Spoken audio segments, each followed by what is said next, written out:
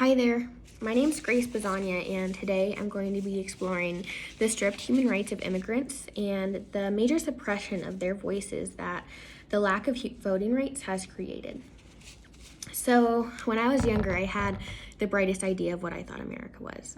I thought America was the be-all and end-all of all countries, and I remember in school, we began every day saying the Pledge of Allegiance. At a young age, we had it drilled into our brain that America was the home of the free, the brave, and we held liberty and justice for all. As I've grown older and become more educated on our country, though, I've realized that that is very far from the truth. I've realized that America doesn't treat every American free, and we don't get justice for all Americans, specifically of other ethnicities.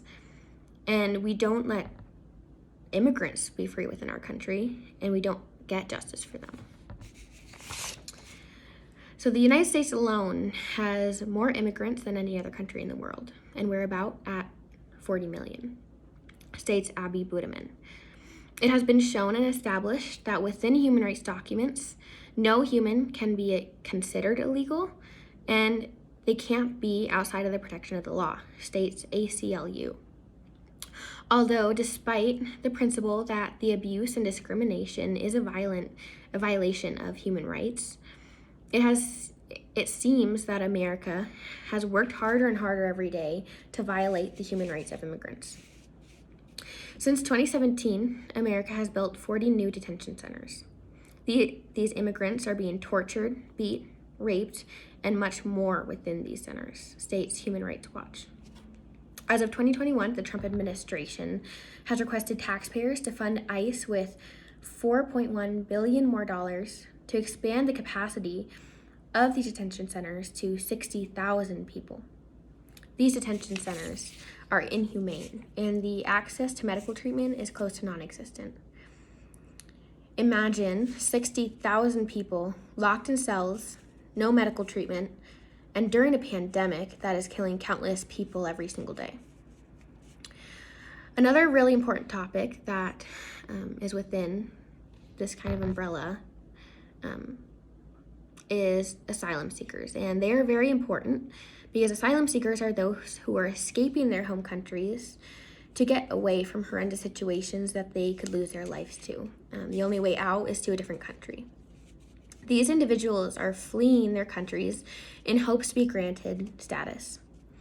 These individuals are typically trying to become citizens legally, but they do need our help to stay safe while going about this process.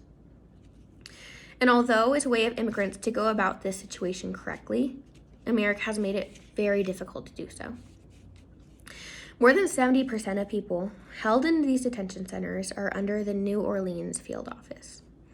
This office has denied 99.1% of all these applications of asylum seekers from March to December of 2019, states Human Rights Watch. Not only has a huge majority of these applications been denied for those who are trying to work through this process legally, America has also created policies to criminalize those people who are helping these individuals as well. States Ackerman and Furman. Asylum seekers come to our borders, present themselves just as they're supposed to, in search for the human right of protection. But they're being laughed at and turned away, states Michelle Brain. Not only, though, are we turning away those who are trying to save their lives from violence, we are also deporting those who have grown up within America and really know nothing more. Transnational immigrants are dispersed within multiple different cultures, and many transnational immigrants are living within a country where they can work and gain money in order to support their family here and families in other countries. Transnational immigrants move to other countries while still having their ties to their natural culture in order for survival. Within all the work that these immigrants are putting into contributing to our country and supporting their families, they aren't typically documented, and this creates a really weird in-between, states Ackerman and Furman. 3,500,000 undocumented immigrants are deported from the United States every single year. And many of these immigrants are potentially have been in the United States the majority of their life, states Ackerman and Furman. Within this situation, many of these immigrants have allowed themselves to be dispersed within the American culture and created ties here, as well as started families. While being deported, these immigrants are leaving while holding the American culture. When they are deported, they are leaving a country that is their home, and they are being deported to somewhere that they really don't know how to live in. All of these awful situations immigrants do come face to face with every single day. But the worst part is that they are unable to speak their voice in order to change these policies or vote in someone who can help the issue of the lack of human rights for immigrants within America, because it is illegal for these individuals to vote. In 1996, the Illegal Immigration Reform and Immigrant Responsibility Act passed, and this made it so non-citizens were not allowed to vote in federal elections, a state's fine law.